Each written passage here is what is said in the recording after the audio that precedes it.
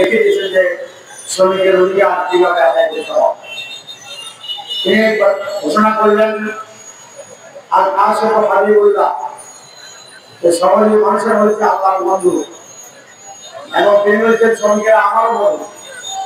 আমরা ব্যক্তিগত নিজে শ্রমিকের সাথে একসাথে হয়তো মাঠে কাজ করতেন। সংগ্রামের যুদ্ধে শ্রমিকরা যে বাধাটা ভাঙতে পারে নাই, মোহাম্মদ সাল্লাল্লাহু আলাইহি ওয়াসাল্লাম নিজে থেকে বাধা ভেঙেছেন। এবং শ্রমিকরা যখন ক্ষুধার্ত ছিলেন, আল্লাহ রাসূলও ক্ষুধার্ত ছিলেন। যখন কিছু হাদিয়া এসেছে, আল্লাহ রাসূল সবাইকে একসাথে দিলেন, বসে সেখানে সমাহারে বন্টন করে খেয়েছেন। এটা হচ্ছে ইসলামের শ্রমিক নীতিমালা। এই জন্য আমরা পরিষ্কার করতে চাই, কোনো জোড়াতালি দিয়ে, মানব রচিত কোনো আইন দিয়ে শ্রমিকের অধিকার প্রতিষ্ঠা করা যাবে না। আমরা মনে করি শ্রমিকরা হচ্ছে দেশ গড়া মূল চালিকা শক্তি। তাদের উপর নির্ভর করে একটা দেশ উন্নতি বা অবনতি করতে পারে। উন্নতি শিখরে স্থলে শ্রমিকের স্বার্থ আদায় করতে হবে, তাদের সাথে ভালো ব্যবহার করতে হবে, উত্তম আচরণ করতে হবে, তাদের অধিকার ফেরত দিতে হবে। আমরা এটা বলছি, যারা যে সমস্ত উৎপাদিত ফসল হয় অর্থাৎ উৎপাদন করার যে সমস্ত কারখানাগুলো আছে যেগুলো উৎপাদন করে, যেখানে শ্রমিকদের উপার্জন মাধ্যমে আয় হয়, আয় জনিত সকল সংস্থাগুলোতে বছরের শেষে যে লাভ হবে সে লভ্যাংশের ভেতরে শ্রমিকের হিসাব রাখতে হবে। যদি এভাবে মালিক শ্রমিক সম্পর্ক সৃষ্টি হয়, মালিক নিজেকে রাজা মনে করবে না, প্রভু মনে করবে না, আর শ্রমিকদেরকে গোলাম বা দাস মনে করবে না। শ্রমিককে তার কারখানার অংশীদার মনে করবে। মালিক যেমন সে কারখানার অংশীদার মালিক, শ্রমিক যেমন সে কারখানার অংশীদার মালিক হবে। যখন বছরের শেষে লভ্যাংশের অংশ শ্রমিককে দেওয়া হবে কর্তা হিসেবে, তখন প্রত্যেকটা শ্রমিক সেই কারখানাকে তার নিজের কারখানা মনে করবে, সে আরো উত্তরোত্তর সে কারখানা হিসাবে সহযোগিতা। আমরা বলতে চাই, যদি আমাদের ইসলামী আল্লাহর আইন যদি এখানে কায়েম হয়, আল্লাহর বিধান কায়েম হয়, যদি আপনারা সে আইনের পক্ষে থাকেন, যে বিরাট ব্যবধান, কোনো ব্যবধান থাকবে না। শ্রমিকের রক্ত শোষণ করে শ্রমিকের ঘাম ঝরানো। প্রিয় ভাই এবং বন্ধুগণ, আজকে হচ্ছে শ্রমিকদের জন্য একটি ঐতিহাসিক দিন। আজ 1886 সালে আমেরিকার শিকাগো শহরে সেদিন শ্রমিকদের অধিকার আদায়কে কেন্দ্র করে যে আন্দোলনের সৃষ্টি হয়েছিল, সেই আন্দোলনে তখনকার স্বৈরাচারী সরকার নির্বিচারে গুলি নিক্ষেপ করে শ্রমিকের মেহনতে মানুষকে হত্যা করেছে।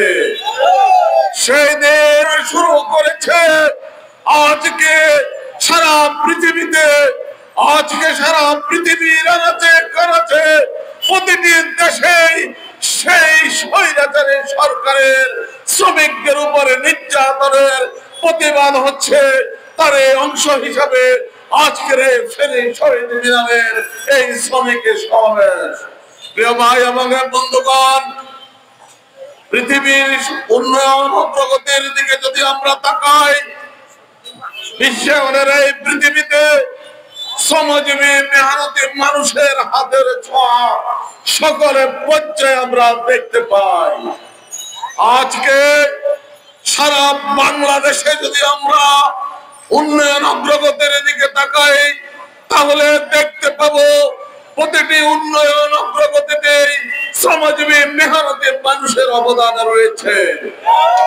দুঃখ এবং পরিতাপের বিষয় হচ্ছে আজকে সারা পৃথিবীতে এবং বাংলাদেশে শ্রমিকদের ত্যাগকে, শ্রমিকদের অবদানকে যথাযথভাবে মূল্যায়ন করা হচ্ছে না। আজকে আমার একজন শ্রমিক মাথার গামে পায়ে ফেলে যখন বাংলাদেশের উৎপাদিত পণ্য পরিবহন করে যখন চট্টগ্রামে ভরে নিয়ে যান, সেটি বিদেশে রপ্তানি করে বাংলাদেশে বৈদেশিক মুদ্রা অর্জন করে। কিন্তু আমার সেই শ্রমিকের সাথে এই দেশের রাষ্ট্র প্রশাসন জাতি তাদেরকে সম্মান দিয়ে কথা বলে না। আমরা আজকের এই শ্রমিক দিবসে, আন্তর্জাতিক শ্রমিক দিবসে এই দাবি জানাতে চাই, শ্রমিকদের যে অবদান দেশ জাতি রাষ্ট্র গঠনে, সেজন্য শ্রমিকদেরকে সম্মান দিতে হবে, মর্যাদা দিতে হবে, শ্রমিকদেরকে মানব অধিকার দিতে হবে। প্রিয় ভাই এবং বন্ধুগণ, শ্রমজীবী মেহনতি মানুষ দেশের রাষ্ট্র গঠনে ভূমিকা রাখে। আজকে বাংলাদেশের ইতিহাসের দিকে যদি আমরা তাকাই, তাহলে দেখতে পাবো 54 বছর হয়েছে দেশে স্বাধীন হয়েছে।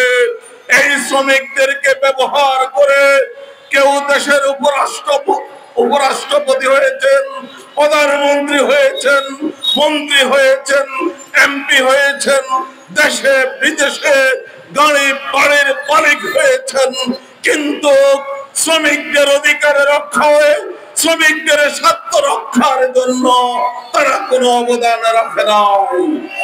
আজকে বাংলাদেশে অনেকে সরকারি কর্মচারীদের জন্য রেশনের ব্যবস্থা আছে, কিন্তু আমার একজন শ্রমিক যখন 40 বছর কাজ করার পর বিদায় নেয়, সে সরকার থেকে কোনো সুবিধা পায় না, কোনো পেনশন পায় না, তার জন্য কোনো রেশনের ব্যবস্থা নাই। আজকের এই শ্রমিক দিবসে দাবি জানাতে চাই, আগামী দিন বাংলাদেশে শ্রমিকদের জন্য রেশনের ব্যবস্থা চালু করতে হবে। প্রিয় ভাই আমাদের বন্ধুগণ, শ্রমজীবী মেহনতি মানুষ যুগে যুগে ধরে নির্যাতিত নিষ্পেষিত হয়ে আসছে, শ্রমিকদেরকে ব্যবহার করেছে, কিন্তু সত্যিকার অর্থে শ্রমিকদেরকে মূল্যায়ন করে নাই। সেই রাষ্ট্র প্রতিষ্ঠার গৌরব পতনে শ্রমিকেরাই অবদান রেখেছিল সবচাইতে বেশি। রাসূলুল্লাহ সাল্লাল্লাহু আলাইহি ওয়াসাল্লামের দাওয়াতের প্রাথমিক যুগে 40 জন লোক যখন ইসলাম গ্রহণ করেছিল, তার মধ্যে 35 জন লোকে ছিল শ্রমিক। আজকে আমরা বাংলাদেশের দিকে যদি তাকাই, বাংলাদেশের ভাষা আন্দোলন, স্বাধীনতা আন্দোলন, 5 আগস্টের দ্বিতীয় স্বাধীনতা আন্দোলন, সকল আন্দোলনের সংগ্রামে শ্রমিকেরাই অবদান রেখেছে সবচাইতে বেশি। আজকে ঢাকার বিশাল শ্রমিকের সমাবেশে আমাদের সেক্রেটারি জেনারেল অধ্যাপক মিয়া গোলাম পরোয়ার ঘোষণা করেছেন 5 আগস্টের শহীদদের 80 হচ্ছে শ্রমিক। কিন্তু দুঃখ এবং পরিতাপের বিষয়, তাদেরকে সেভাবে মূল্যায়ন হচ্ছে না, তারা সেভাবে সুবিধা পাচ্ছে না, অধিকার পাচ্ছে না। আজ যদি বাংলাদেশে ইসলামী রাষ্ট্র ব্যবস্থা প্রতিষ্ঠিত থাকতো, তাহলে শ্রমিকদের তাদের অধিকার ফিরে পাবো। তাই বাংলাদেশে শ্রমিক কল্যাণ ফেডারেশন বাংলাদেশে এই ভূখণ্ডে আল্লাহর আইন এবং সৎ লোকের শাসন তথা ইসলামী রাষ্ট্র ব্যবস্থা প্রতিষ্ঠা করতে চায়। যে রাষ্ট্র ব্যবস্থা প্রতিষ্ঠিত হলে একজন শ্রমিক এবং মালিকের মধ্যে কোনো পার্থক্য থাকবে না। তাই আগামীর বাংলাদেশ হবে ইসলামের বাংলাদেশ, আগামীর বাংলাদেশ হবে শ্রমিক বান্ধব বাংলাদেশ। সেই বাংলাদেশে সৎ লোকেরা রাষ্ট্র পরিচালনা করবে, সেজন্য শ্রমজীবী মেহনতি মানুষকে ভূমিকা রাখতে হবে।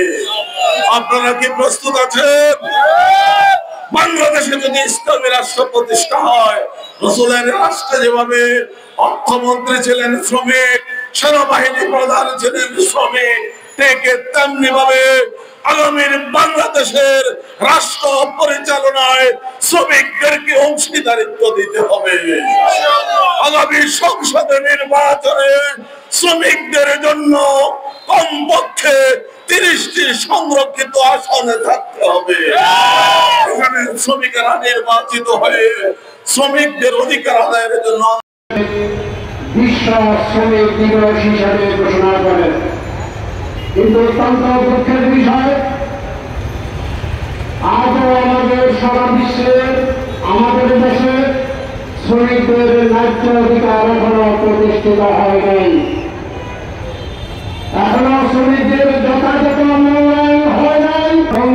চাল বাংলাদেশ শ্রমিক কল্যাণ ফেডারেশন ইসলাম অত্যন্ত সুন্দরভাবে শ্রমিকদের অধিকার আদায়ের ফল বাড়তে দিয়েছেন।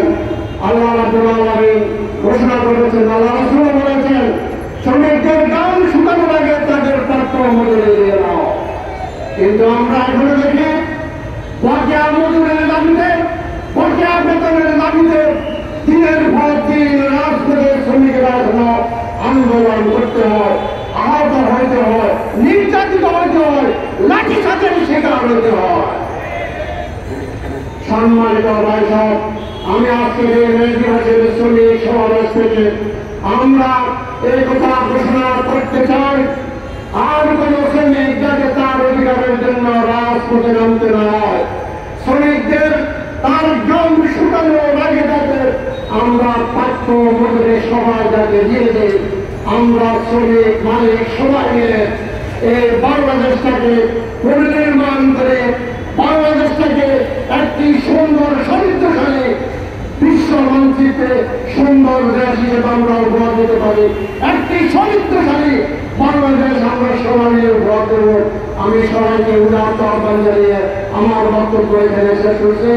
বাংলাদেশ জিন্দাবাদ, বাংলাদেশ শ্রমিক কল্যাণ ফেডারেশন জিন্দাবাদ।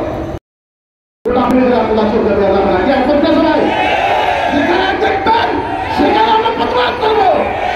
সিএনজি আমাদের কোনো কথা দেওয়া যাবে না। সর্বনাশ বক্তব্য বলছেন, যে সকল সিএনজি, যে সকল অটোরিক্সা বাংলাদেশে ঢুকেছে, আমাদের শ্রমিক কল্যাণের কেন্দ্রীয় সভাপতি সমাবন্ধ স্পষ্ট বলেছেন, এই সকল সিএনজিকে, এই সকল অটোরিক্সাকে একেবারে সহজ করবে লাইসেন্সের ব্যবস্থা করতে হবে। কোনো আইন চলবে না। আর নতুন করে যদি আপনাদের দেশের প্রয়োজন না থাকে, সিএনজি এবং অটোরিক্সা আর বাংলাদেশে প্রবেশ করতে দেওয়া যাবে না। কিন্তু যেগুলো ঢুকেছে এগুলো লাইসেন্স সহজ করতে হবে। পুলিশে হলেন আমরা আর মানি নেব না। আজকের এই সমাবেশ থেকে আমরা ঘোষণা করতেছি, সকল সমস্যার একটি মাত্র সমাধান ইসলামের সমাজে বাংলাদেশ শ্রমিক কল্যাণ ফেডারেশন সেই ইসলামের সমাজে বাস্তবায়ন